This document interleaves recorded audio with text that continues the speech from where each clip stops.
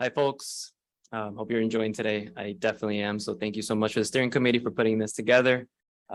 My name is Daniel Padilla Ochoa. I am the senior manager for Ocean Conservancy.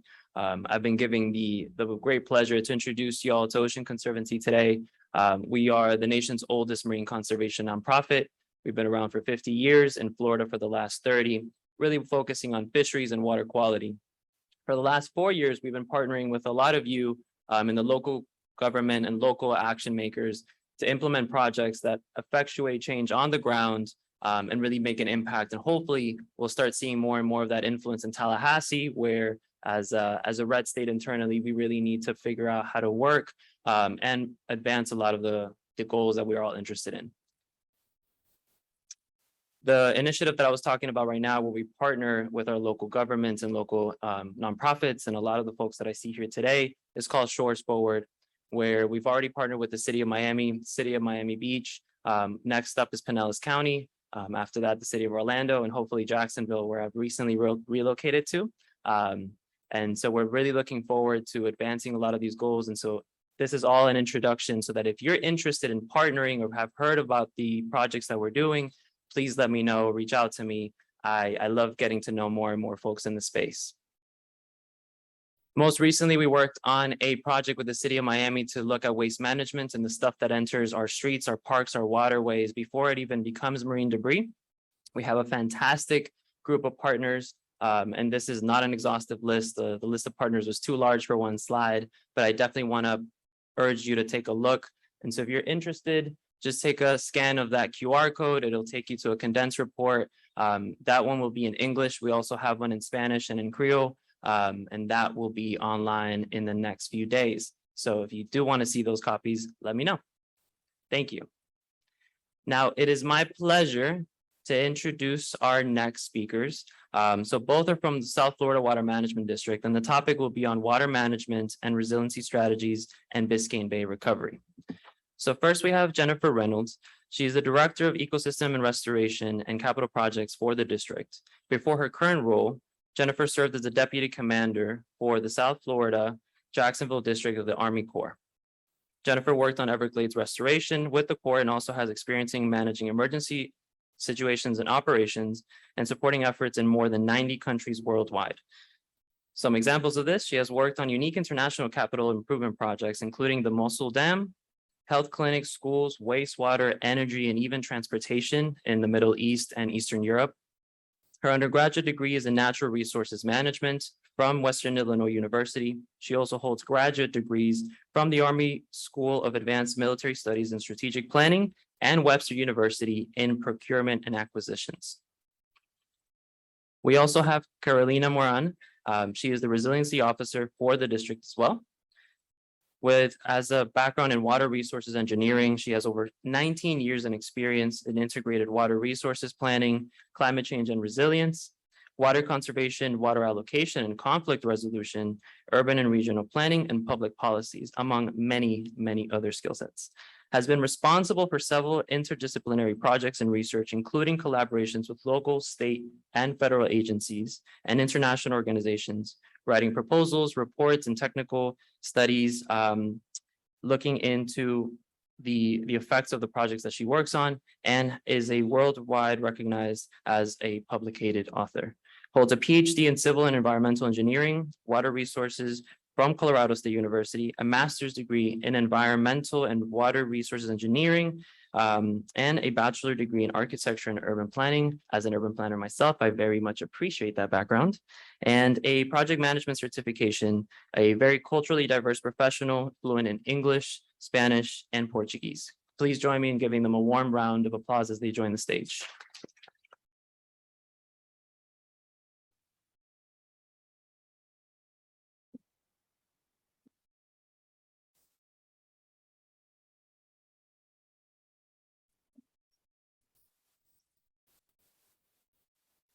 Thank you. Good morning, everyone. Nobody ate food yet, so we're going to make sure we rush through our slides here, transitioning from one very elegant accent from Roy here to my Brazilian accent. So let's start. So I'm going to start my presentation here talking about water management and resiliency. I had the ask to talk about canal releases. So we have a role as an agency to manage water. We built a system. We operate a system that was built 7 years ago in the 50s to really allow the development that occur here in our region. So we have canals, we have pumps, we have control structures that manage water, that keeps the water in the right place when we need, and really provide protection to water supply sources, flood risk reduction, and series of efforts that we do in ecosystem restoration. The operation of the system is a joint responsibility. We have weekly calls with the Army Corps to make decisions on how we want to operate the system. We also coordinate very closely with local governments, with special districts on understanding what are the needs and also how we can better operate and integrate to the secondary system. And we have homeowners associations and also private landowners operating the tertiary system. One important thing that we need to recognize is that we have several changing conditions since this project was designed. Population has grown significantly, as you can see there, projecting to have about 11 million in South Florida. I'm talking about South Florida region as a whole here by 2040. You can see on those two maps how the drainage, pre-drainage conditions have changed. And then also you can see the extensive development, urbanization that occur. And here I'm showing Miami-Dade area.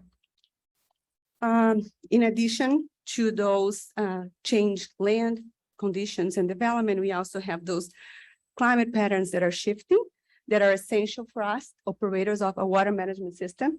We have our recently Water and Climate Resiliency Hub matrix that was launched a few months ago. And here we really show those trends where we're seeing observed change, where we're seeing those shifts and how this is meaningful for our system. So moving from looking at regional rainfall trends where we see extreme events occurring more frequently, elevation of course, sea level rise and elevation of the tidal elevation in our coastal structures, saltwater intrusion. So we map all of that. And going to the environment, we are also monitoring migration of wetlands, impacts from saltwater intrusion in the system as a whole, natural system, and soil subsidence. We have a series of metrics there. One thing that was brought to this hub 2 weeks ago was future rainfall projections, which is something that we just launched in partnership with this USGS. All of these conditions need to be considered on when we operate the system. By design, we have canal discharge to Biscayne Bay, and we have control structures that help us manage how we make those discharges. So we have to pass the design flow without exceeding upstream design stages, and we have to restrict, this also allows us to restrict downstream impacts, so velocities that might occur in the system downstream, and really prevent saltwater intrusion. Those are good points that we need to make a connection when we think about the bay and the discharge to the bay. We have a map here showing which control structures are the ones discharging to the bay, and the table here points to elevations that we need to maintain. So they are different. During the wet season, we need to maintain those canals lower to prevent flood risks.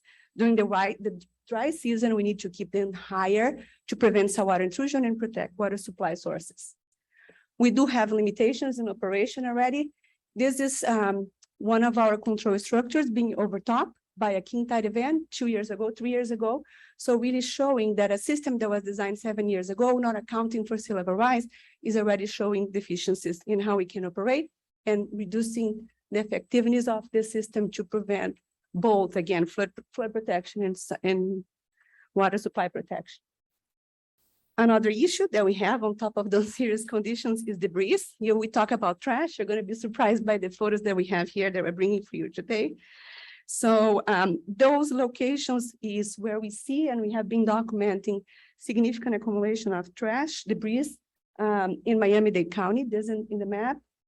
One of the basins that we're going to dig in is C7. All of us talk about Little River. So we have large amounts of trash in this basin. This trash really block canals, prevent us from really operating the system for flood protection. And of course, those debris discharged to the bay really cause pollution and negative impacts to water quality. So here are some of the pictures, the types of debris that accumulate in those canals. This is impressive. This is our towboat removing debris from the water in action. We have trash truck loading debris from transport. We have to, of course, bring this to the right disposal site. We just purchased a long reach trash truck to remove the debris directly from the canal, reducing a little bit the work time. But as you can see, significant equipment that are being operated every day to remove those debris. We just recently installed a second tough boom at the S27, just upstream of the control structure there, again, to stop discharge of those debris to the bay. Those booms are cleaned twice a week at this basin at the C7 canal. We have pictures here of two more locations. This is S26, C6 canal. Again, significant amount of trash, large things that we can find there. And here we have debris accumulation at the G58. This is one structure at Arch Creek. It's a shallow canal. We have mangroves on the side, which makes the effort a little bit more challenging. We need to collect in this location the trash by manually using bolts. So we do that 4 times a year. Some money, so the cost of all of that. So it's significant amount of money, also significant amount of collections. Just look at those numbers here, how many cleanings we have in each of those locations. And I'm here just summarizing 6 of those. So a lot of efforts that we do, and recognizing also that we are not alone. There is efforts done by the county, by the local governments, a lot of volunteering, and a lot of education that is happening here, but really with the goal of looking at that and hopefully getting to a point that we can reduce that and minimize this amount of work. And what we are doing, what else are we doing beyond cleaning the trash? We have a plan in place looking at some resilience aspects. We have a plan that is focusing on how can we reduce risks in general, what are the resources that we have, how can we anticipate and address those future conditions. We are really looking at population and critical infrastructure impacted by those risks, how we can leverage partnerships and engage the public.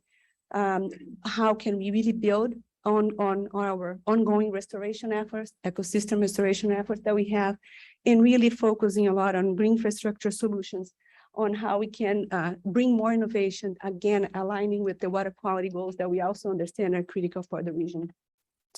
The way we look at those projects and the way we are approaching this is through advanced modeling. As I said, we have a major role of providing flood protection. We need to understand how the system functions, how we operate, how those conditions are going to change in the future. We have a robust program in place for 8 years, the flood protection level of service. The program helps us to identify the most vulnerable areas and also what are the adaptation actions that we need, how are the priority investments that we need to be able to reduce those risks. We have a project going on right now at C8, C9 Basin. That's we really have weekly calls every 2 weeks. We sit down with the county, with the local governments to be able to understand what they're thinking, how they align to the projects that we are thinking. How can we capture those initiatives, and also with the focus of capturing water quality benefits through maximizing green infrastructure. We are not there yet. We are really building a lot of understanding as we advance what are the limitations that we have in our system, but really working very closely to be able to map those options. One of the non-regret strategies that we understand we need to start tackling is fixing our coastal structures. We have inspection reports showing deficiencies. As I show already that image that the gate is being overtopped, we have on top of that a structure that was designed 7 years ago, way beyond the life expectancy, showing significant issues from an engineering O&M perspective.